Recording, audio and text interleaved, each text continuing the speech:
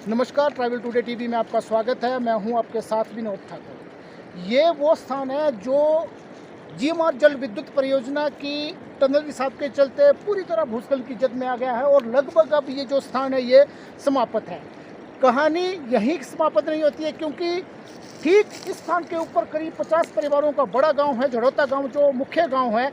अब उसके अस्तित्व को भी खतरा पैदा हो गया है। लोग अब सरकार से मांग कर रहे हैं कि कम से कम अब उन्हें इस बात का दिलासा दिया जाए कि ये जो इनके रहने वाला और इनका जो दिनचर्या वाला जो स्थान है ये पूरी तरह से सुरक्षित है या नहीं।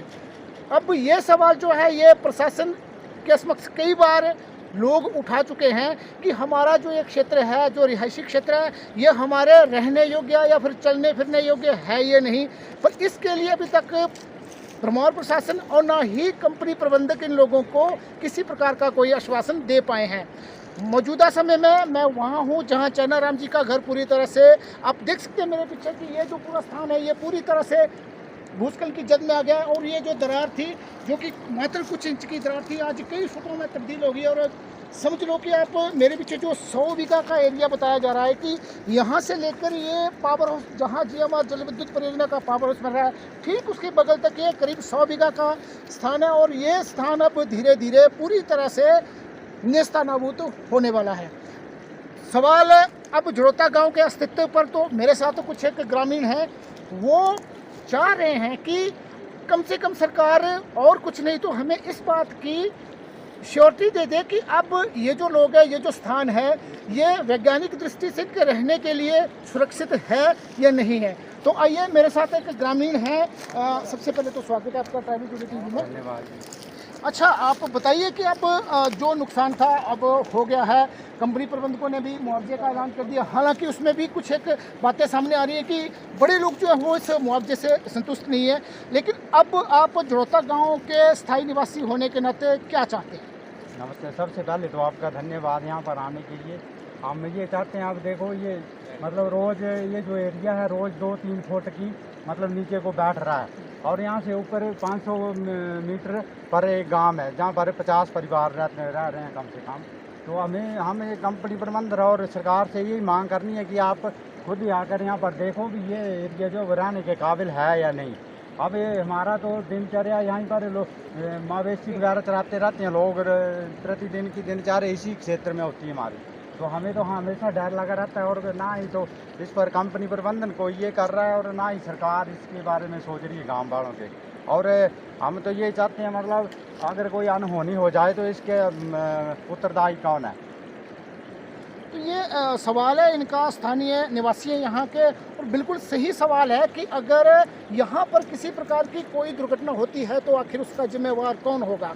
मेरे साथ कुछ एक और ग्रामीण है, मैं उनसे भी जानने की कोशिश करूँगा कि वो क्या चाहते हैं अब सरकार से। बताइए जी।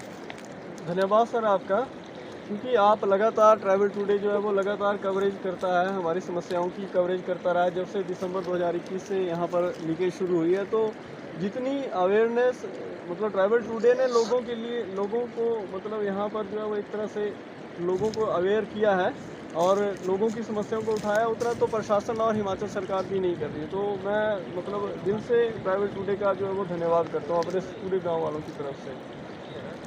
तो सर, जैसा आपने देखा है अभी यहाँ इस एरिया में पहले लीकेज नहीं थी। दिसंबर में जब लीकेज हुई तो इस एरिया में लीकेज नहीं थी। अभी ठीक इसके ऊपर गांव है, पहले आपने देखा ये पूरा घर नष्ट हो चुका है और ये पूरा 100 बीघा का जो एरिया वो स्लाइड हो चुका है।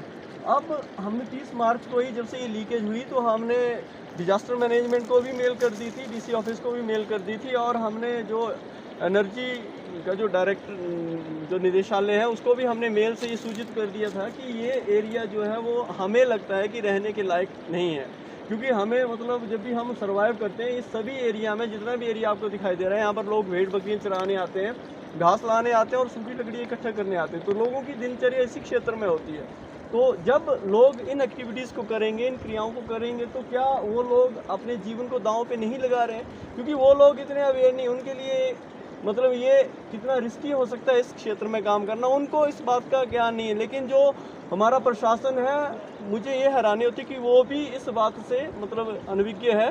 क्योंकि हमने उनको पहले भी ये बोला है कि इसकी जियोलॉजिकल स्टडी करवाइए, इस जितने भी ये क्षेत्र है इसके ऊपर ठीक हमारा गांव है जो मुख्य जहाँ पर 50 परिवार रहते हैं। तो अगर ऐसा ना हो कि इस नेगलेंस की वजह से जो है वो किसी की जान माल की क्षति हो जाए, और उस स्थिति में जो जिम्मेवारी है वो किसकी होगी, हमारे लिए यही सबसे चिंतनीय विषय है सर। तो ये अनूप है जो बता रहे हैं कि स्थानीय निवासी ये जड़ौता की किस तरह की जो परिस्थिति अभी यहाँ मौजूदा समय में आप मेरे पीछे देख सकते हैं कि ये जो दरारें हैं ये किस भयानक रूप में अब अपना जो रूप है उसको धारण कर चुकी हैं। और ये जो सामने चैना राम जी का मकान है पूरी तरह से अब आप देख सकते हैं कि इसकी क्या हालत है। अब इसी तरह का जो आप देख सकते हैं, मैं कैमरामैन को कहूँगा कि आप कृपया बताएं कि किस तरह की जो ज़मीन है यहाँ पूरी तरह से फट चुकी है। और यही जो आपका जहाँ तक 100 बीघा में सवाल है तो हर जगह यही जो एक स्थिति जो है वो बन चुकी है। और अब सवाल फिर वही कि आखिर जड़ौता गांव का क्या होगा, क्योंकि लोग अब इस स्थिति के बाद यही उम्मीद कर रहे हैं कि ये जो भूस्खलन है वे धीरे धीरे ऊपर बढ़ेगा और ऐसी स्थिति में फिर लोग कहाँ जाएंगे। इसी सवाल के साथ आगे हम जाएंगे। यहाँ एक सैनी राम जी का मकान है, वो भी मेरे हिसाब से पूरी तरह से ख़त्म हो चुका है। और अब जड़ौता गांव के अस्तित्व को लेकर प्रशासन से लोग मांग कर रहे हैं कि कम से कम इसकी पूरी तरह से जांच कर ली जाए और ये चीज़ जो है वो स्पष्ट हो जाए कि लोग अब इस स्थान पर चल सकते हैं और यहाँ रह सकते हैं। ट्राइबल टुडे टीवी के लिए ब्रह्मौर से विनोद ठाकुर की रिपोर्ट।